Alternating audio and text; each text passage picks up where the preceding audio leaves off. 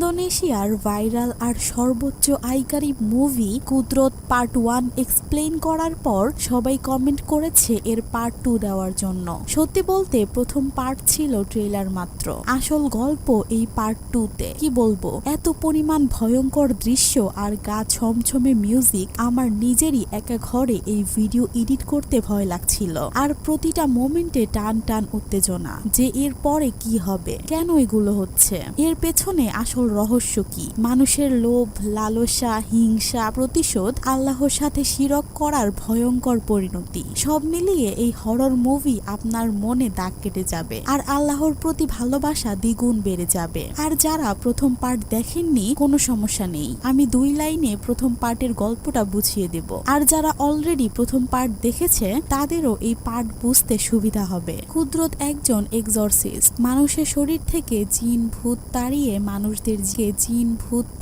মানুষদের জীবন বাঁচায়। এসব করতে করতে সে শয়তান জিনেদের শত্রুতে পরিণত হয়। শয়তান তার ছেলেকে মেরে ফেলে আর তাকে তার সন্তানকে খুন করার অপরাধে পুলিশ ধরে নিয়ে যায়। এরপর কুদরত তার ওস্তাদের কাছে আসে। এখানেও জিন তার পিছু ছাড়ে না, তার কারণে একটা পরিবারে জিনের অভিশাপ লাগে, সাথে সাথে পুরো গ্রাম অভিশপ্ত হয়ে ধ্বংস হয়ে যেতে নেয়। কিন্তু কুদরত মহান আল্লাহ তাআলার উপরে ভরসা রেখে এক্সরসিজম করে সবাইকে বাঁচিয়ে নেয়। যারা প্রথম পার্ট দেখতে চান আমি প্রথম কমেন্টে লিংক দিয়ে দিব, আর যারা দেখতে না চান সমস্যা নেই, এই গল্প সেখান থেকেই শুরু হয়। কুদরত গ্রামকে সেই ভয়ঙ্কর শয়তানদের হাত থেকে রক্ষা করে, সেখান থেকে চলে আসে, কারণ সে চায় না তার জন্য গ্রামের আর কোনো ক্ষতি হোক। এখান থেকেই শুরু হয় পার্ট 2 এর গল্প। কুদরত কি পারবে জিনেদের মধ্যে সব থেকে ভয়ঙ্কর 2টি জিনের সাথে একাই লড়াই করতে আর প্রায় কয়েকশো মেয়ের জীবন বাঁচাতে? হ্যাঁ, ঠিকই শুনে, শয়তানের পূজা করা হতো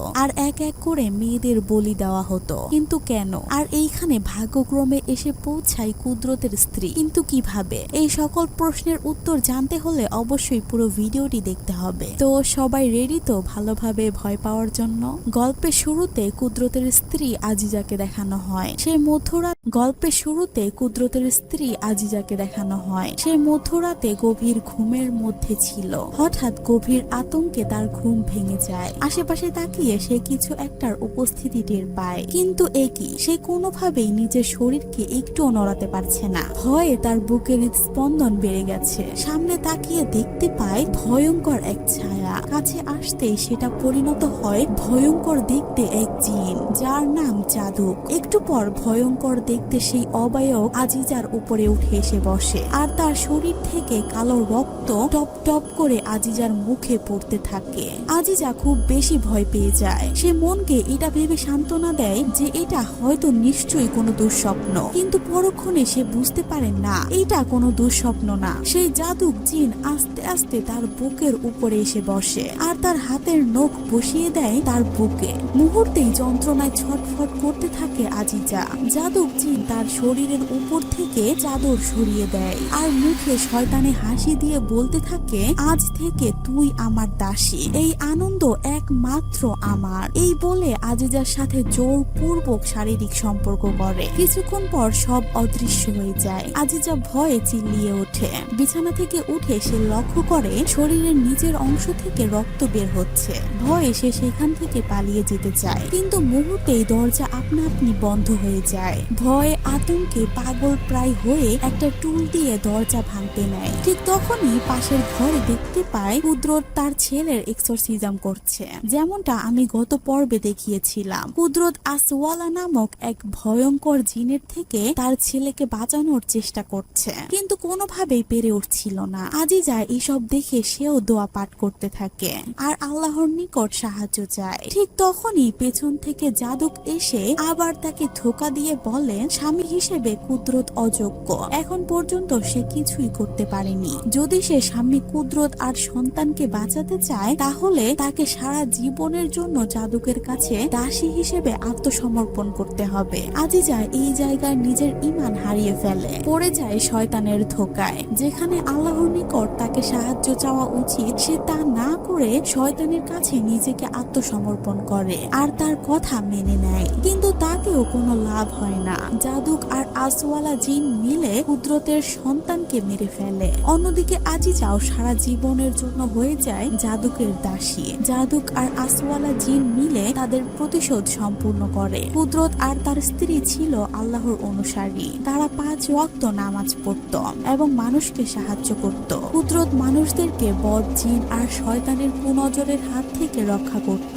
এর ফলে সে শয়তানদের শত্রুতে পরিণত হয়। বদ জিনেরা তাকে বিভিন্নভাবে মেরে ফেলার চেষ্টা করে, কিন্তু প্রতিবার ব্যর্থ হয়ে তারা এইবার কুদরতের ছেলের উপর হামলা করে আর তার স্ত্রীকে নিজেদের দাসী বানিয়ে নেয়, যেন কুদরত সর্বস্ব হারিয়ে তার আল্লাহর উপর থেকে বিশ্বাস উঠে যায়। এরপর পুলিশ তাকে সন্তানকে খুন করার অপরাধে ধরে নিয়ে যায়, কারণ আইন এগুলো জিন ভূতের কথা বিশ্বাস করবে না। নিজের নিষ্পাপ ছেলেকে বাঁচাতে না পারার আক্ষেপে ভেতর থেকে একদম ভেঙে যায় কুদরত। চোখের সামনে ছেলেকে মরতে দেখে এতটাই ভেঙে যায় যে সে আজিজার সাথেও দেখা করা বন্ধ করে দেয়। কিন্তু তবুও আজিজা প্রতিনিয়ত তাকে চিঠি লিখত আর দেখা করতে আসতো, কিন্তু কুদরত কখনোই চিঠিও পড়তো না আর দেখাও করতে আসতো না। এরকমই একদিন আজিজা কুদরতের সাথে দেখা করতে যায়, যেমনটা গত পর্বে দেখিয়েছিলাম। সেই দিনই একটা গার্ডের মধ্যে জিন ভর করে আর সে কুদরতকে খুন করতে চায়। কুদরত অনেকভাবে নিজেকে বাঁচানোর চেষ্টা করে। এইসবের আওয়াজে আশেপাশে হট্টগোল শুরু হয়। আওয়াজ শুনে আজিজাও সেখানে পৌঁছানোর চেষ্টা করে। জাদুক তাকে বারবার আটকানোর চেষ্টা করতে থাকে। আজিজা বুঝতে পারে নিশ্চয়ই তার স্বামী কুদরতের কোনো বিপদ হয়েছে। এরপর কোনো মতে আজিজা সেখানে পৌঁছানোর পর দেখতে পায় ততক্ষণে কুদরত শেষ নিঃশ্বাস ত্যাগ করে। এটা দেখে আজিজা পাগল প্রায় হয়ে যায়, কিন্তু যেমনটা আমরা গত পর্বে দেখেছিলাম, কুদরত মহান আল্লাহ তাআলার রহমতে আবার বেঁচে ফিরে আসে।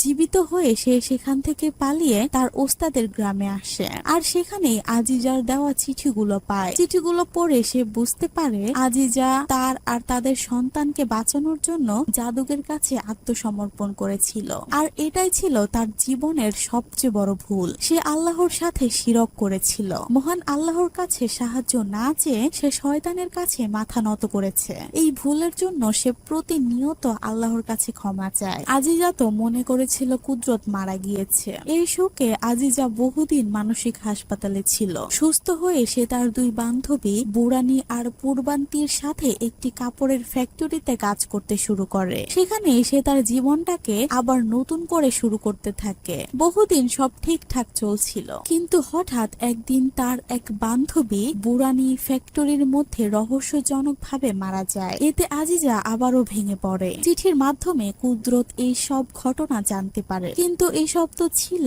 1 বছর আগের ঘটনা। বর্তমানে আজিজা কোথায় কেমন আছে কুদরত এসবের কিছুই জানে না। কুদরত নিজের ভুল বুঝতে পারে। তার আজিজার সাথে কোনোভাবেই দেখা না করা ঠিক হয়নি, তাই সে সিদ্ধান্ত নেয় সে আবার আজিজার কাছে যাবে আর তাকে ফিরিয়ে আনবে। সেজন্য সে গাড়ি নিয়ে বেরিয়ে পড়ে। আর সিন বর্তমানে আসে। দেখানো হয় সেই কাপড়ের ফ্যাক্টরিতে সব মেয়েরা নাইট শিফট শেষ করে সবার কক্ষে ফিরে আসে। হ্যাঁ, ফ্যাক্টরিতে কাজের পাশাপাশি তাদের থাকারও জায়গা ছিল, আর সেটা কি কারণে একটু পরেই বুঝতে পারবেন। তাদের মধ্যে থেকে শ্রী নামে একটি মেয়ে গোসল করার জন্য বাথরুমের দিকে যেতে থাকে। ঠিক তখনই আশেপাশে সে অদ্ভুত কিছু একটা অনুভব করে। চারপাশে ছমছমে পরিবেশ। হঠাৎ সে দেখতে পায় একটা দরজার পাশে ভয়ঙ্কর দেখতে শয়তান তাকে চারপাশ থেকে ঘিরে রেখেছে। এটা দেখা মাত্রই সে ভয়ে বাথরুমের দিকে দৌড় দেয়। গিয়ে দেখে সেখানে একটা মানুষও নেই। দৌড়াতে গিয়ে তার পা পিছলে পড়ে যায় আর তাড়াতাড়ি করে সামনে একটা বাথরুমে ঢুকে পড়ে, আর ওপর থেকে শাওয়ারের মধ্যে দিয়ে রক্ত পড়তে থাকে। ভয় আর আতঙ্কে সামনে তাকিয়ে দেখে বিশাল বড় ভয়ঙ্কর এক দানব তার সামনে দাঁড়িয়ে আছে। এই পর্যন্ত নিশ্চয়ই এটা বুঝতে পেরেছেন যে এটা জাদুক। শ্রী এটা দেখে আতঙ্কে চিৎকার দিয়ে ওঠে। ঠিক তখনই ছটফট করতে করতে তার ঘুম ভেঙে যায়। অর্থাৎ শ্রী এতক্ষণ ধরে যা যা দেখছিল সেটা পুরোটাই তার দুঃস্বপ্ন ছিল।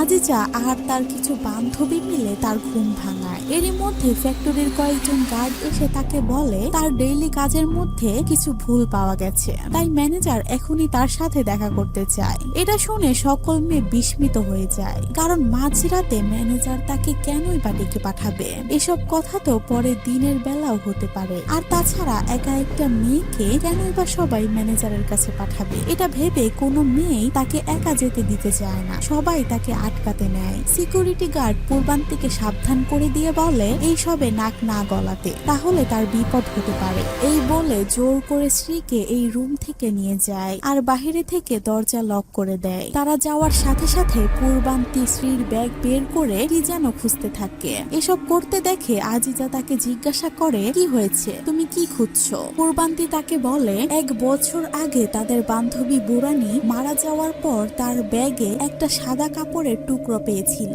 যেটাতে আরবি ভাষায় অর্থাৎ কোরআনের আয়াতকে বিকৃত করে কিছু লেখা ছিল আর অদ্ভুত কিছু চিহ্ন ছিল। হয়তো সেটা ডেভিলস নোট। আর এরকম সাদা কাফনের কাপড়ের টুকরো যার ব্যাগই পাওয়া যায় সেই হয়ে যায় এই ফ্যাক্টরিতে ঘটতে থাকা এক ভয়ঙ্কর রিচুয়ালের পরবর্তী শিকার। তাই পূর্বান্তি শ্রীর ব্যাগ খুঁজে দেখছে সেই নোট পাওয়া যায় কিনা। অন্যদিকে শ্রীকে সিকিউরিটি গার্ডেরা জোর করে ধরে নিয়ে গিয়ে ফ্যাক্টরির মধ্যে ছেড়ে দেয় আর বাইরে থেকে দরজা লাগিয়ে দেয়। শ্রী দেখে ফ্যাক্টরিতে থাকা সকল মেশিন আপনা আপনি চলছে। অন্যদিকে ফ্যাক্টরির এক বিশেষ জায়গায় একটা কালো কাপড় পরা লোক শ্রীর শিবির সাথে একটা বিশাল বড় মাথার সামনে রিচুয়াল পারফর্ম করছিল। এদিকে চলতে থাকা সব মেশিন অফ হয়ে যায় আর বিদ্যুৎও চলে যায়। ঠিক তখনই সামনে এসে দাঁড়ায় সেই ভয়ঙ্কর শয়তান জিন। ঠিক একই সময় বাইরে সিকিউরিটি গার্ড ম্যানেজারকে এসে বলে বাইরে একটা লোক তার স্ত্রীকে খুঁজতে এসে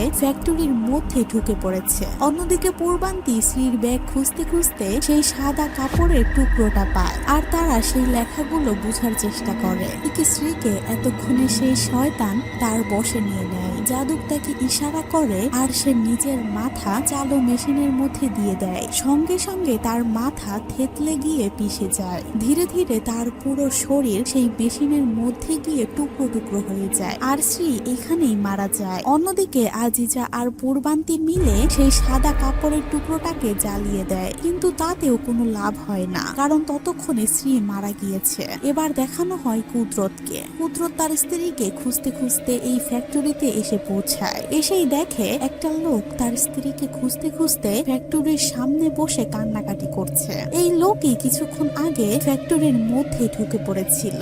গার্ডেরা তাকে ধরে মারধর করছিল। কুদরত এসে তাকে তাদের হাত থেকে বাঁচায় আর তাকে সঙ্গে নিয়ে খাবার খেতে যায়। ঠিক তখনই কয়েকজন সিকিউরিটি গার্ড এসে তাদের এইখান থেকে চলে যেতে বলে। কুদরত আর সেই লোকটি বলে তাদের স্ত্রী এইখানে কাজ করত।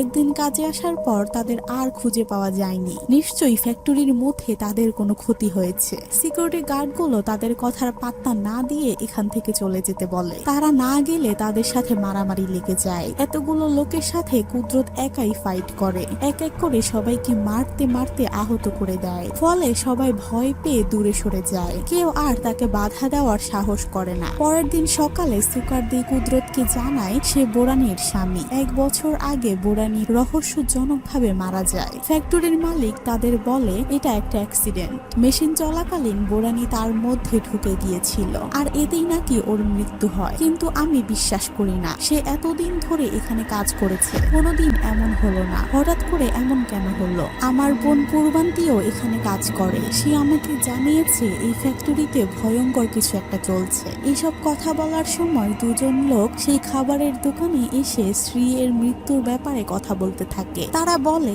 এই ফ্যাক্টরি হয়েছে 2 বছর হলো। 2 বছরে দুজন অদ্ভুত ভাবে মারা গিয়েছে। লোকে বলে এই ফ্যাক্টরির মধ্যে কোনো শয়তান আছে যাকে মালিক মানুষের বলি দিয়ে পূজা করে তার ধন সম্পত্তি আরো বাড়ানোর জন্য। আর হয়তো এই দুইজন এই কারণেই মারা গেছে। তাদের এসব কথা দূর থেকে কুদরত আর সুকারদি শুনতে পায়। অন্যদিকে ফ্যাক্টরির মালিক আর গার্ডেরা মিলে সুকারদি আর কুদরতকে নিয়ে চিন্তিত ছিল, কারণ তারা দুজনেই তাদের স্ত্রীকে খুঁজতে এসেছে। তারা এসব নিয়েই আলোচনা করছিল। আর সাফি নামে লোকটাকে এসবের একটা সমাধান দিতে বলে। এই লোকটাই সেদিন রাতে ফ্যাক্টরির এক বিশেষ জায়গায় সে রিচুয়াল পারফর্ম করছিল। সাফি বলে, এসব আমার উপরে ছেড়ে দাও, যা করতে হবে আমি দেখছি। তোমাদের যেটা সুকারদির কাছে পৌঁছে দিতে বলেছিলাম দিয়েছো? সিকিউরিটি গার্ড বলে হ্যাঁ। অন্যদিকে দেখানো হয় সুকারদি আর কুদরত মিলে গাড়িতে করে কোথাও যাচ্ছে। সুকারদি বলে, বোরানির মৃত্যু কোনো সাধারণ অ্যাক্সিডেন্ট না, এর পেছনে অন্য কোনো রহস্য আছে। কেননা তার স্ত্রী মারা যাওয়ার পর মালিক নিজে এসে ক্ষতিপূরণ বাবদ অনেক টাকা দিতে চেয়েছে। আমি নিজে ইচ্ছা করে টাকা নেইনি। আরে সবকিছু কি টাকা দিয়ে কেনা যায় নাকি? এই বলে রেগে গিয়ে সিগারেটের প্যাকেট থেকে একটা সিগারেট ধরায়। সিগারেটের ধোঁয়া বের হওয়ার সাথে সাথে কুদরত বুঝতে পারে এই ধোঁয়া সাধারণ ধোঁয়া না। কিছু বুঝে ওঠার আগেই সিগারেট টানতে টানতে হঠাৎ করে সুকারদির ভেতর একটা ভয়ানক জিন প্রবেশ করে। সাথে সাথে সে জিন দ্বারা পজেস হয়ে যায়। কুদরত দোয়া পাঠ করে তার ভেতর থেকে সেই জিন সরাতে চায়, কিন্তু সেই জিন সর্বোচ্চ চেষ্টা করছিল কুদরত আর সুকারদিকে মেরে ফেলার জন্য। এই জন্য গাড়িটাকে কোনো মতে খাদের মধ্যে ফেলে দেয়, কিন্তু তবুও কুদরত থামে না। গুরুতর আহত অবস্থায় তার এক্সরসিজম চালিয়ে যায়। কুদরত জানতে পারে এই জিনটার নাম সিয়াকোয়ান, যাকে জাদুকি পাঠিয়েছে। একটু পর কুদরত তার এক্সরসিজমে সফল হয়। সুকারদির শরীর থেকে সেই ভয়ঙ্কর জিন চলে যায়। কুদরত গাড়ির দিকে তাকিয়ে দেখতে পায় সুকারদির সিগারেটের প্যাকেটে একটা কালো কাপড়ের টুকরো, যেটাতে কিছু চিহ্ন এঁকে দেওয়া। তার মানে এটার মাধ্যমেই সুকারদিকে পজেস করা হয়েছিল। অন্যদিকে ফ্যাক্টরির সব মেয়েগুলোকে দেখানো হয়। দিন শেষে তারা ঘরে ফিরে সবাই আতঙ্কিত। স্ত্রীর সাথে যা ঘটেছে সবার মনে ভয়ের রেশ রয়ে গেছে। পূর্বান্তি আজিজা সহ সবাইকে বলে, আমাদের এর পেছনের রহস্য উদ্ঘাটন করতেই হবে। স্ত্রীর মৃত্যুর জন্য যারা দায়ী তাদের মুখও সবার সামনে খুলে দিতে হবে। আর আমি নিশ্চিত ফ্যাক্টরির পিছনে যে পুরনো বিল্ডিং আছে এর মধ্যেই কোনো না কোনো রহস্য লুকিয়ে আছে। কারণ প্রতিদিন সেখানে মালিক, ম্যানেজার, গার্ডেরা এরা সবাই যাতায়াত করে, কিন্তু আমাদের মধ্যে কাউকেই সেখানে যেতে দেওয়া হয় না। নিশ্চয়ই ওইখানে গেলে এই ব্যাপারে কিছু না কিছু জানা যাবে। আজকে আজিজা আর আমি সেখানে যাব। কথা মতো তারা ম্যানেজারের গাড়ির পিছু নিতে নিতে সেই বিল্ডিং এ গিয়ে পৌঁছায়। অন্যদিকে সুকারদি গার্ডেদের দৃষ্টি আকর্ষণ করে। এই সুযোগে কুদরত গাড়ির নিচে ঝুলে বিল্ডিং এর ভেতরে ঢুকে পড়ে, যেদিক দিয়ে আজিজা আর পূর্বান্তি যাচ্ছিল। সেই পুরনো বিল্ডিং এর বেসমেন্টের নিচে গিয়ে খানিকটা দূরে দেখতে পায় এক ভয়ানক দৃশ্য।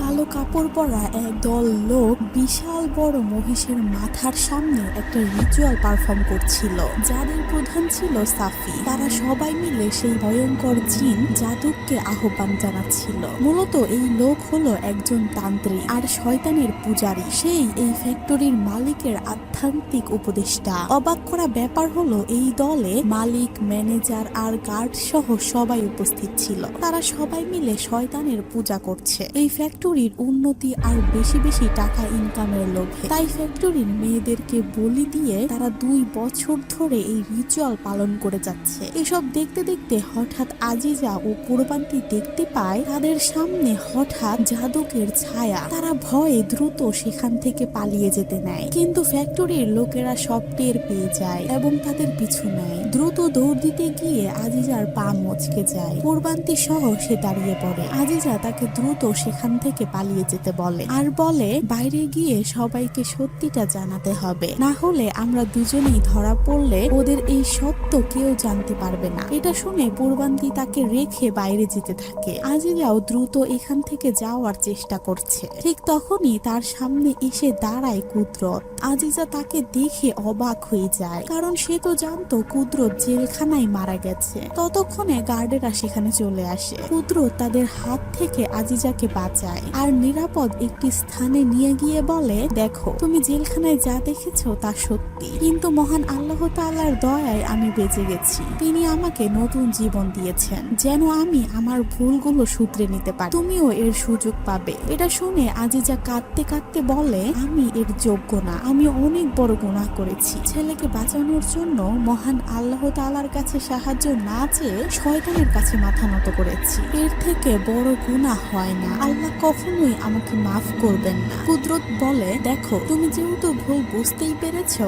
আল্লাহর কাছে ক্ষমা চাও। মাফ করবেন কিনা এটা তার হাতে। তুমি আল্লাহর উপর বিশ্বাস রাখো। এরপর যখন তারা ফ্যাক্টরি থেকে পালাতে নেয় তাদের ঘিরে ধরে সাফি। এরপর যখন তারা ফ্যাক্টরি থেকে পালাতে নেয় তখন তাদের ঘিরে ধরে সাফি আর বাকি গার্ডেরা। কুদরতকে গার্ডেরা আক্রমণ করতে আসলে সে তাদের সাথে ফাইট করে, কিন্তু হঠাৎ করে সাফি তাকে মেরে আহত করে দেয়। অন্যদিকে পূর্বান্তি দ্রুত সব মেয়েদের কাছে গিয়ে বলে এই ফ্যাক্টরি থেকে তাড়াতাড়ি পালাতে হবে, এখানে মেয়েদের বলি দিয়ে ভয়ঙ্কর রিচুয়াল চলছে, এমনকি মালিক ও ম্যানেজার সবাই এর সাথে জড়িত। এটা শুনে দ্রুত সব মেয়ে ফ্যাক্টরি থেকে বের হয়ে যেতে নেয়। অন্যদিকে কুদরতকে রশির সাথে বেঁধে মানসিক নির্যাতন করতে থাকে সাফি। সাফি বলে দেখি আজকে তোদের আল্লাহ তোকে কিভাবে বাঁচায়। সাফি আজিজার কাছ থেকে জানতে পেরেছিল নিজের ছেলেকে হারিয়ে কুদরত আত্মহত্যা করতে চেয়েছিল, তাই সে আজকে বলে কুদরতের মরে যাওয়ার ইচ্ছা সে নিজে পূরণ করবে। কুদরত বলে এখানে আমি আমার স্ত্রীকে ফিরে নিয়ে যেতে এসেছি, কিন্তু এমন পরিস্থিতিতে সবাইকে রেখে আমি যাব না,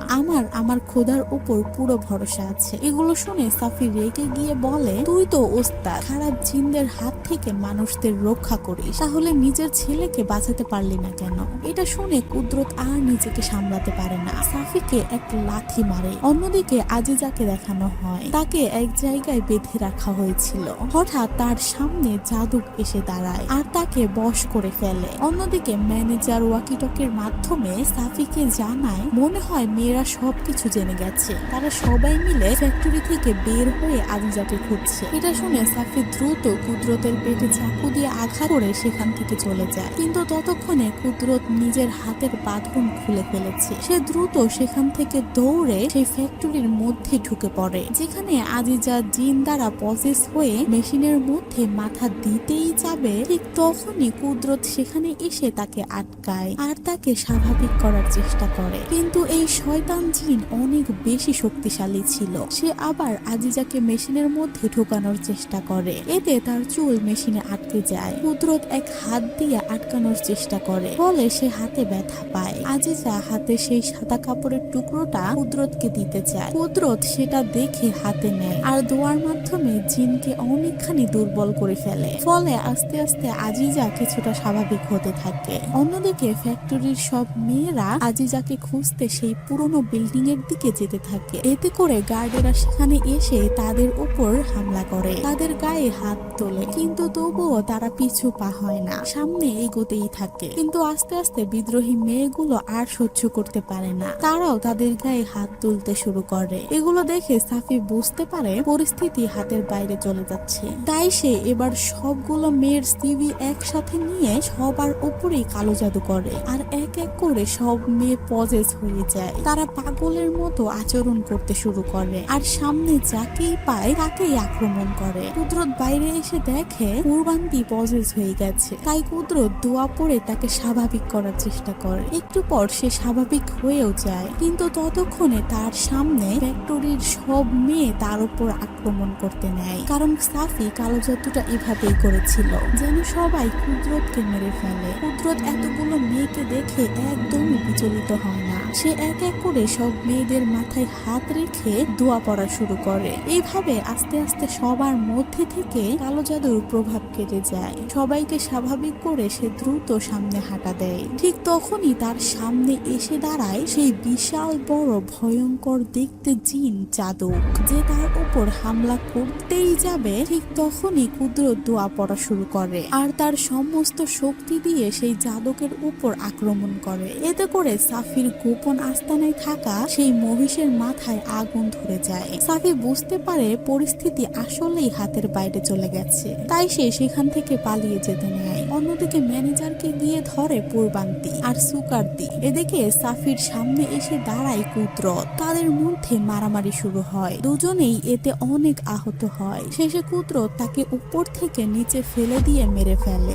ফাইনালি সাফি মারা যায়। মারা যাওয়ার পর এই ফ্যাক্টরি থেকে কালো জাদুর সকল প্রভাব আর জিনের শক্তি ধ্বংস হয়ে যায়। তারা সব মেয়েদের সেখান থেকে উদ্ধার করে বাইরে নিয়ে আসে, তাদের জীবন বেঁচে যায়, না হলে প্রতি বছরে এক এক করে সবাইকে মরতে হতো। এরপর আজিজাও তার স্বামীর সাথে নিজেদের বাড়ির উদ্দেশ্যে রওনা হয় এক নতুন জীবন শুরু করার জন্য। বাড়িতে পৌঁছে কুদরত তার স্ত্রীর কাছে ক্ষমা চায়, কারণ যখন তার স্ত্রীর তাকে সবচেয়ে বেশি দরকার ছিল তখন সে তার ছেলেকে হারানোর শোকে স্ত্রীর কথা ভুলেই যায়, কিন্তু এখন তার কাছে তার স্ত্রী সবচেয়ে বেশি গুরুত্বপূর্ণ। সে সব সময় তার পাশে থাকবে। সে আরো বলে আজিজা যেন নামাজ পড়ে সিজদায় গিয়ে কান্নাকাটি করে, আল্লাহর কাছে ক্ষমা চায়, নিশ্চয়ই আল্লাহ তাকে ক্ষমা করে দিবে। এরপর আজিজা নামাজ পড়ার জন্য অজু করতে যায়। অজু করে নামাজ পড়ার প্রস্তুতি নেয়। নামাজ পড়া শুরু করলে দোয়া পাঠ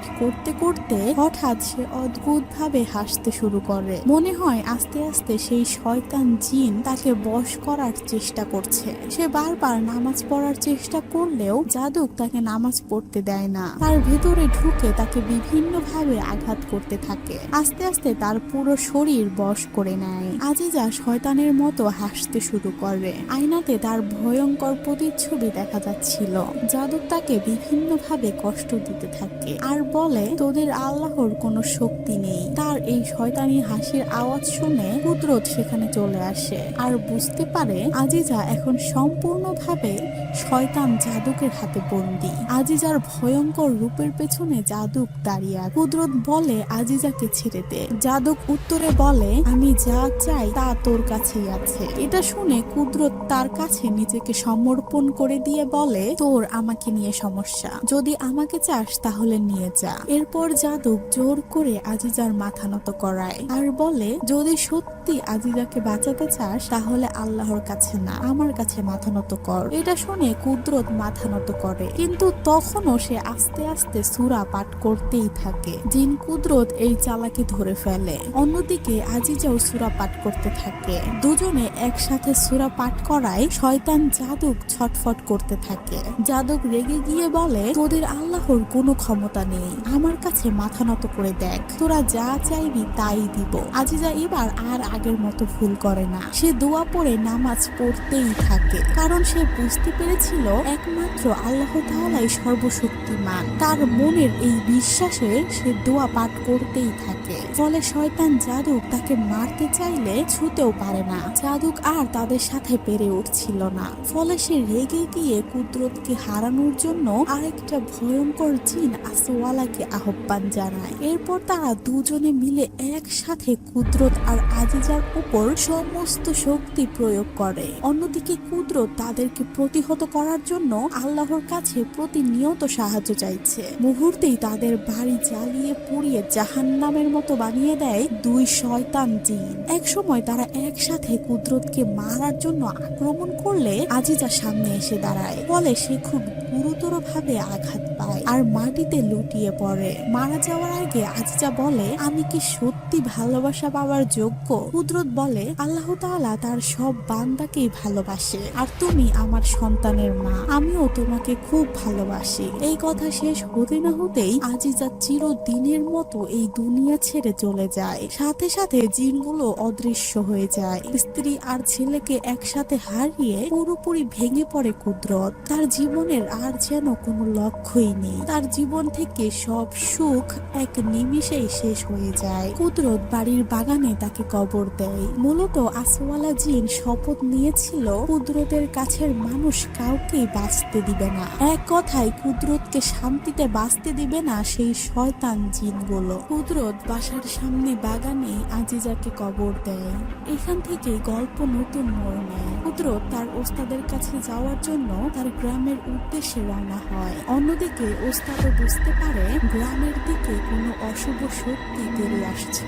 এখানে গল্প জুড়ে যায় মুভির প্রথম পার্টের সাথে, যেখানে ইয়াসমিন ঘরে গিয়ে দেখে তার ছেলে ঘরের সব জিনিস এলোমেলো করে রেখেছে। তার ছেলের ভেতরে থাকা আসওয়ালা জিন তাকে বলে তুই জানতে চাস না এই মুহূর্তে আলিফ আর আশা কোথায় আছে? অন্যদিকে দেখানো হয় আশাকে। আশা খুব খারাপ পরিস্থিতিতে ছিল। সে নিজেকে বারবার বাঁচানোর চেষ্টা করছে কোনো একটা ভয়ঙ্কর শক্তির থেকে। অন্যদিকে দেখানো হয় ইয়াসমিনকে। ইয়াসমিনের সামনে আসওয়ালা জিন রূপ পরিবর্তন করে আসে আর তাকে খুন করার চেষ্টা করে। ইয়াসমিন নিজেকে বাঁচানোর চেষ্টা করতে থাকে বিভিন্ন দোয়া পাঠ করার মাধ্যমে। আর এই মুভিটা এইখানে শেষ হয়। আসলে কুদরতের সাথে এই পরিবারের কি সম্পর্ক? কুদরত এর আগেও আসওয়ালা আর জাদুর জিনের সাথে লড়াই করেছে। এইবারও কি তাকে আবার তাদের সাথে লড়াই করতে হবে? এই পরিবারের সাথে কুদরতের আসলে সম্পর্কটা হয়তো কুদরতের আবার অন্য একটি পার্ট আসবে। যদি আপনারা সেই পার্টটি দেখতে চান অবশ্যই কমেন্টে জানাবেন। আর কুদরত প্রথম পার্ট অলরেডি আমি এক্সপ্লেন করেছি, যেটা পিন কমেন্টে আমি দিয়ে দিব। যদি আপনারা কুদরত পার্ট 1 দেখতে চান তাহলে সেই লিংকে ক্লিক করে দেখতে পারেন।